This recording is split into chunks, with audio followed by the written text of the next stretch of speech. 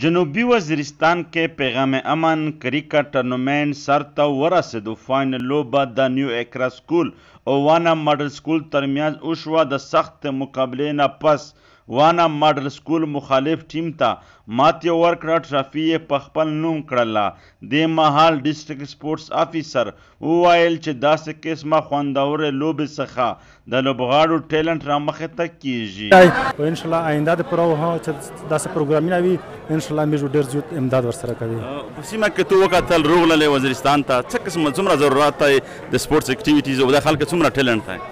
ماشاءالله دلته ډېر زیات ټیلنټ آیو. انشاءالله موږ پرین بله ورځ پروګرام کړی کیمپ کښې تقریبا 24-25 پلیئرز ته موږ کټس ورکړل او انشاءالله آینده د پوره موږ داسې پروګرامونه ارینج کوي. کرکټ میچ کتلو لپاره ګڼ شمېر خلک راغلي وو. په سیمه کې یې داسې قسمه لوبې ستاینه وکړه. لکه دا اول وره چې میج علاقه د مر تاریخي ورکړه چې د اگست کې میج د شولای پر امن فاینل ټورنمنت انجوای کوي. بیان فاینل دی او ماشاءالله د شولای فاینل دی ډېر زیات خلک راغلي دی او خلک د شولای انجوای کوي.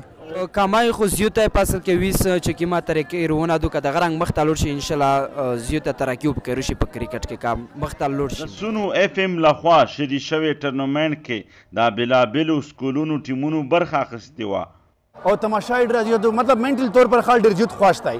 امی چې کوم کوشش چې خپل علاقہ کې امن روالي خوشحالي روالي بس دا می جو پیغام دی. دا ټورنمنٹ میر دیوای صاحب فیس کرکټ ټورنمنٹ په نوم سٹارټ کړای ول که میر مقصد دا و چې میر دلته خلک ته یو انټرټینمنټ ورکړي د امن پیغام ورکړي.